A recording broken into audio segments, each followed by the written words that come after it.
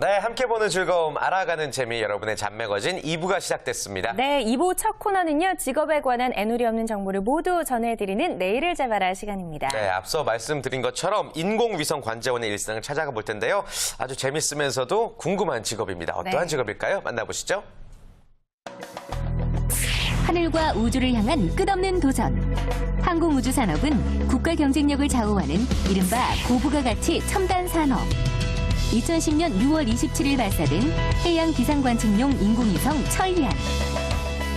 이로써 대한민국은 세계 7번째로 독자 기상위성 확보국이 되는데요. 고도 35,800km 상공. 하루 24시간 한반도와 주변 바다를 감시하는데 매일 180여 장의 기상과 해양 위성 사진을 보내며 20여 개국 30억 아시아인들에게 위성 영상을 제공하는 한반도 최초 기상관측 인공위성. 그리고 이 천리안 위성과 밤낮을 함께하는 사람들이 있다.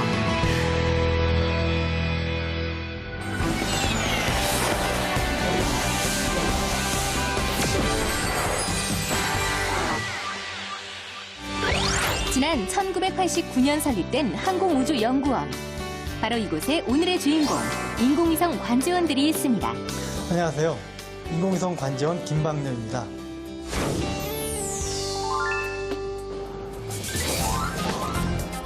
항공, 위성, 발사체 등의 항공우주 산업을 육성하기 위해 설립된 항공우주연구원.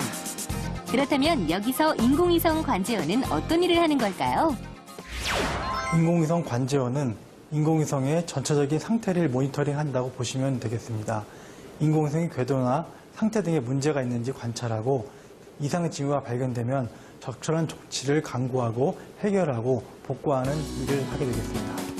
2003년 초기 설계 단계부터 국내 기술진이 참여해 프랑스 아스트리움사와 공동 개발한 천리안.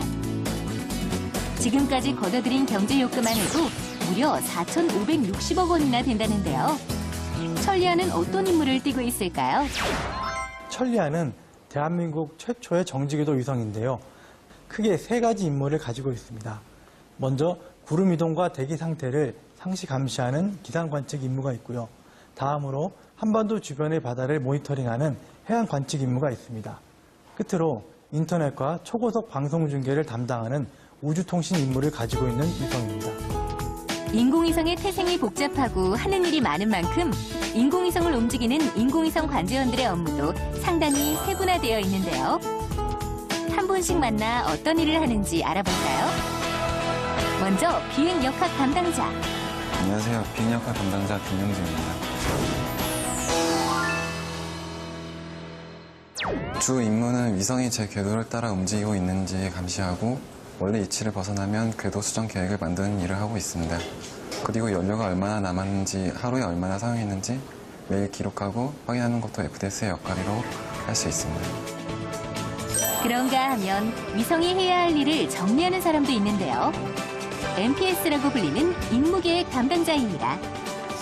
안녕하세요. 저는 천리안 위성의 임무계획을 담당하고 있는 주홍수입니다.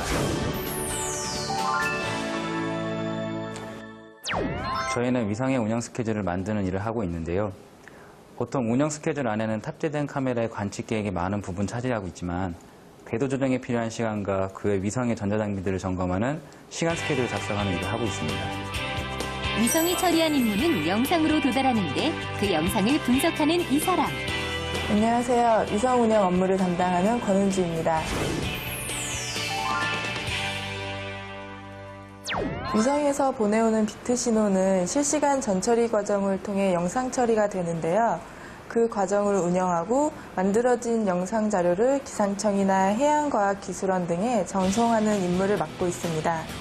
다음으로 실시간 운영 담당자. 위성이 수행할 운영 스케줄을 위성으로 송신하는 업무를 수행합니다. 안녕하세요. 저는 천리안 위성 실시간 운영 담당을 맡고 있는 엄용현입니다.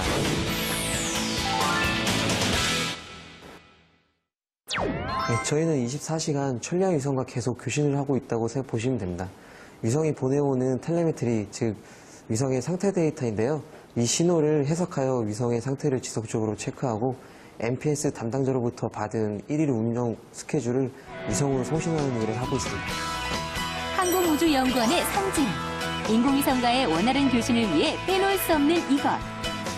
바로 하늘을 향해 얼굴을 내밀고 있는 안테나인데요. 안녕하세요. 저는 안테나 및 RF 시스템을 담당하고 있는 최기현입니다.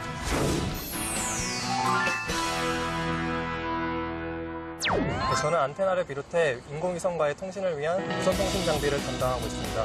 위성과 지상을 이어주는 접촉점인 안테나가 항상 원활히 가동되도록 관리하는 것이 안테나 및 RF 시스템 담당자들의 역할.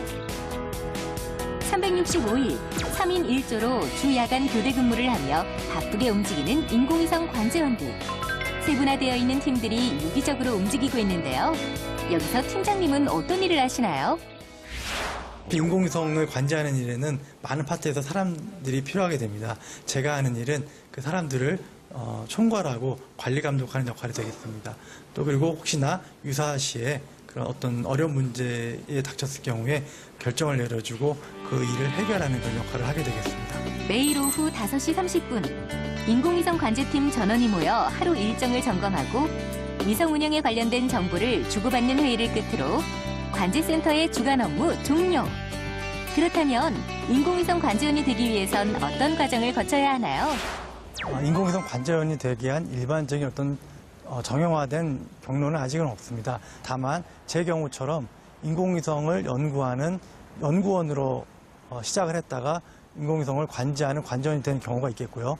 또 하나는 인공 관련된 학과, 말하자면 전기공학이나 전자공학, 통신 쪽을 전공한 다음에 인공위성 운용 전문 회사에 지원하는 방법이 있겠습니다. 그리고 KT나 또 군위성 또는 SK텔레콤처럼 일부 민간 기업에서 비정기적으로 인공위성 관제원을 모집하는 경우가 있습니다. 기계나 컴퓨터에 소질이 있다면 인공위성 관제원이 되는데 기본 자질을 갖췄다고 할 수 있는데요. 이외에 필요한 자질과 소양은 어떤 것이 있을까요? 일반적인 자동차 등의 그런 물체와 다르게 인공위성이라는 것의 가장 큰 특징은 우리 눈에 직접 보이지 않는다는 것입니다. 그 텔레메트리라는 유일한 그 소통 체계를 통해서 인공위성의 내부를 제어하고 또 인공위성의 내부를 판단해야 되는 만큼 무엇보다 상상력이 풍부하고 어떤 유추하는 능력이 풍부한 사람이면 이 일에 더욱 적격이라고 할 수 있겠습니다. 첨단 우주과학의 집합체인 인공위성을 제어하는 사람들. 인공위성 관제원은 여러분에게 어떤 말을 남겼을까요? 인공위성 분야는 어떤 특정 전공을 해야 하는 것이 아닌가라고 많이들 생각하시는데 사실 저희 분야는 천문학부터 물리학, 기계공학, 전기공학, 전자, 통신, 영상 분야까지 다양한 분야에서의 인재들이 필요합니다. 각자의 소질을 살려서 다양한 파트에서 인공위성 관제원이 될 수 있도록 열심히 노력하시기 바랍니다.